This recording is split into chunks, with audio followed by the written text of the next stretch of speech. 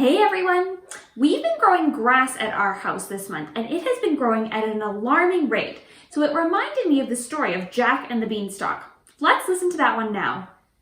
Jack and the Beanstalk, retold by Richard Walker, illustrated by Neam Sharkey, read with permission by Barefoot Books. I'm not going to start by saying that Jack was lazy. When there was an adventure in the offing, he was not lazy at all. But most of the time, he just did a little bit of this and a little bit of that. Jack lived with his mum and Daisy, the cow, in a tumble-down farmhouse, a little way out of town. Jack's mum liked to do just a little bit of this and a little bit of that as well. They didn't have very much money, but they didn't much care. Then, one day, there was nothing left to eat, not even a crust of old bread, and no money left either to buy anything. "It's no good, Jack," his mum said. "We'll have to sell poor old Daisy. You had better get up early tomorrow morning and take her to market. Make sure you get a good price for her." Jack knew better than to argue. Besides, he was very hungry. So the next day he got up at sunrise and set off down the lane with Daisy in tow. He had not gone far when he came around a corner and bumped into a funny little man. The man was wearing a big baggy jacket with big baggy pockets. "Good morning to you," said the man.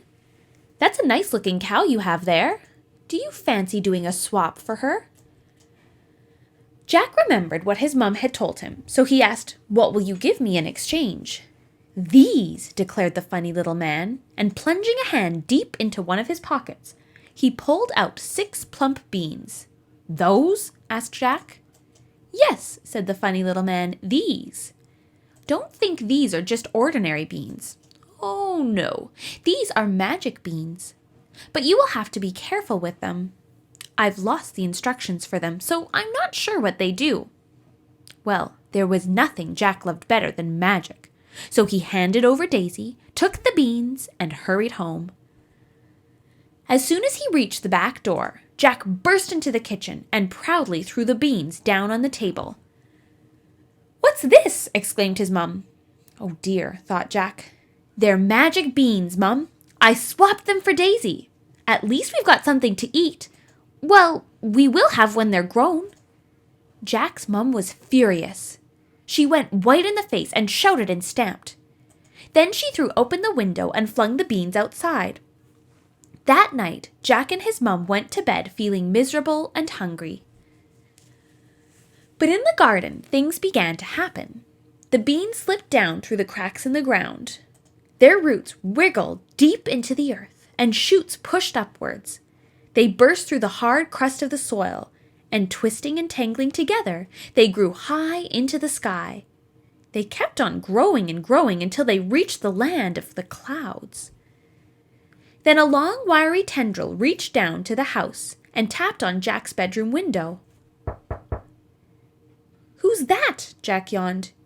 He saw strange shadows in the moonlit window, and not sure whether this was a dream or a real adventure, he padded across the room and drew back his curtains. There, bending and swaying in the moonlight, was the most enormous beanstalk he had ever seen. "I wonder where the top of it goes to," Jack said to himself.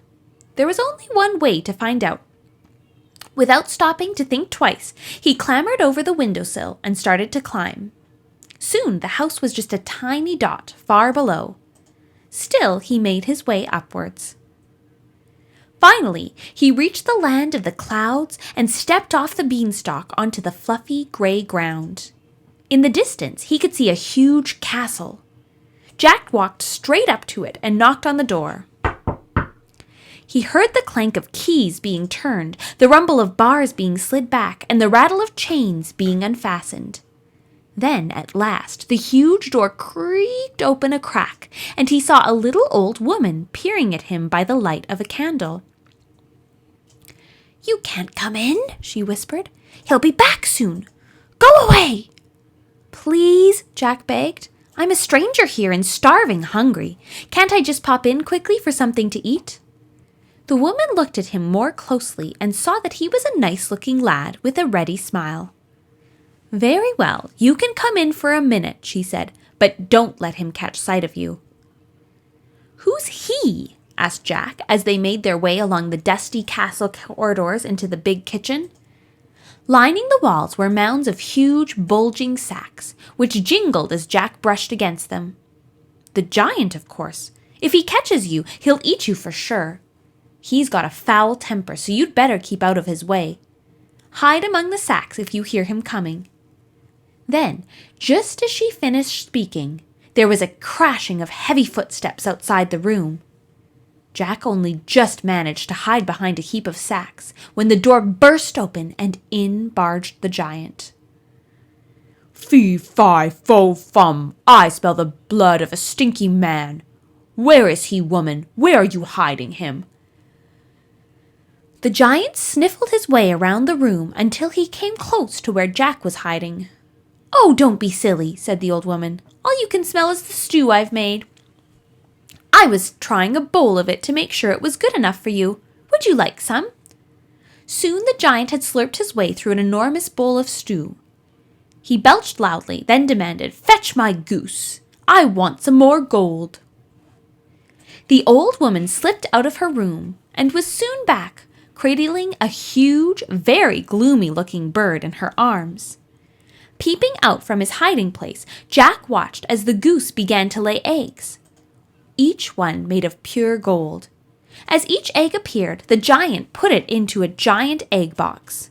Then he demanded, "Now fetch me my harp. I want some music." Once again, the old woman bustled out of the room and came back holding an exquisite harp made of pure gold. Even the strings were golden. "Play, harp, play!" shouted the giant. And as if by magic, the room was filled with the most beautiful, gentle music as the strings began to vibrate all by themselves. Soon, the giant fell asleep, and his snuffling and snoring echoed around the room. Jack crept out from his hiding place and quietly began to drag one of the bulging sacks full of gold coins across the kitchen floor. It was very heavy, and it jingled as he pulled it, but the giant did not stir. Jack heaved and dragged the sack right out of the castle, across the cloud, and back to the top of the beanstalk. The sack was too heavy for him to carry any further, so he left it there and slid quickly down. When he reached home, Jack found his mum staring up at the beanstalk and scratching her head. "Rope!" cried Jack as he sprang to the ground. He ran off to the shed and came back a few moments later with heavy coils wrapped around him. Then he set off back up the beanstalk. At the top of the beanstalk, Jack tied one end of the rope to the stem and the other to the sack of gold. Then he started to lower the sack. After a while, he felt the rope become loose, and he knew that the sack had reached the ground safely, and that his mum had untied it. Jack headed back to the kitchen to fetch another sack. As he crept past the giant, the goose looked up hopefully and whispered, "Can I come too? I hate it up here. You wouldn't need to take the sack then. I could just lay you as many golden eggs as you want." So Jack picked her up and ran out of the room. In the corridor, he bumped into the old woman. "Can I come with you as well?" she asked. "Of course," said Jack. "Here, you take the goose, and I'll go back for the harp." But as Jack picked up the harp, it suddenly cried out, "What's going on? Who are you? Help! Help!" Jack raced out of the kitchen just as the giant woke up, saw what was happening, and began to give chase. Faster and faster ran Jack. Closer and closer came the giant. As he reached the top of the beanstalk, Jack could feel the giant's hands on the hairs of his neck. "Quick!" he shouted. The old woman started slithering down with the goose. Jack slithered down behind her with the harp. They could hear the giant shouting and swearing as he tried to follow them.